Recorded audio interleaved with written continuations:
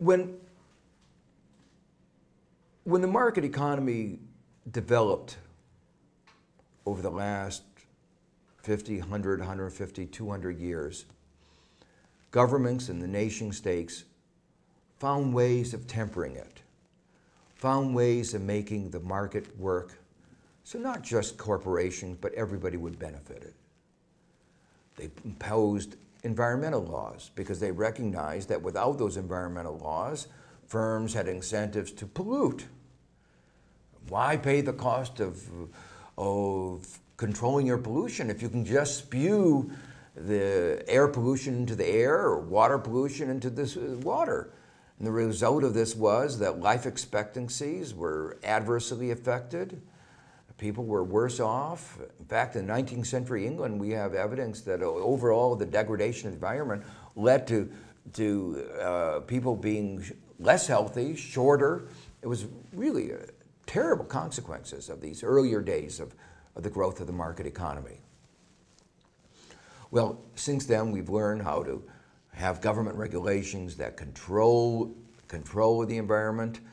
We've had government regulations that protect workers, provide for worker safety. Firms on their own didn't do that. We realized also that government plays a very important role in making the market work. For a market economy to work, people have to have confidence that when they invest money in the stock market or when they invest money in put their money in a bank, the bank isn't going to go bankrupt, or the stock market money isn't going to be stolen. And you need strong regulations. We've seen over and over again those kinds of abuses that happen without those regulations. Even with the enormous number of regulations that we had in the United States. In the 1990s, we had a whole raft of new forms of abuses typified by Enron, Arthur Andersen, where the accounting companies were not providing the numbers, the information that needed to make a market economy work. They were providing the information to get the CEO pay up as much as they could. And the result is that you had this enormous increase in inequality, CEO pay skyrocketing, people getting paid not just millions, but in some cases hundreds of millions of dollars. But when the company went bust, the rest of the shareholders were left in the lurch. Workers were left out without jobs.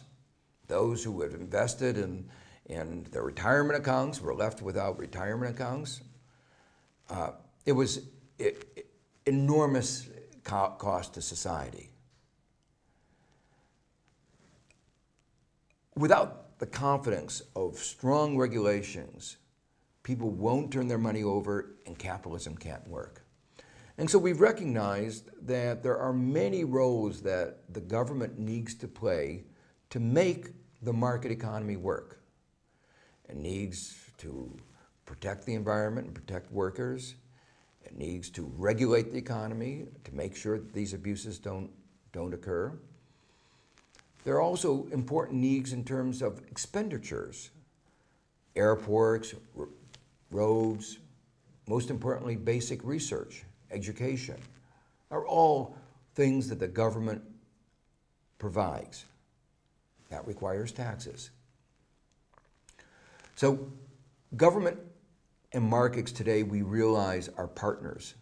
And within our democracies, we've been exploring how to make this partnership work. But again, internationally, because of this democratic deficit, we haven't gotten the balance right.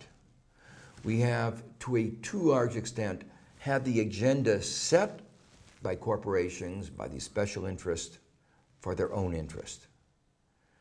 I've given several examples. Let me give you a couple more that highlight the imbalance that has occurred between the way we run democracies at home and the way globalization has been managed internationally.